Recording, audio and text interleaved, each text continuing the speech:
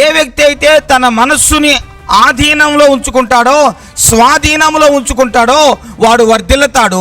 ఏ మనిషి అయితే, ఏ అమ్మాయి అయితే తన మనస్సుని కంట్రోల్ చేసుకోలేదో, సెల్ఫ్ కంట్రోల్ ఎవరికైతే ఉండదో వాళ్ళు వాళ్ళ జీవితాన్ని వాళ్ళ చేతులారా వాళ్ళే నాశనం చేసుకుంటారు. లేదంటే వేరే వ్యక్తుల చేత నాశనం చేయబడతారు, లేదంటే సాతాను శక్తుల చేత నాశనం చేయబడతారు.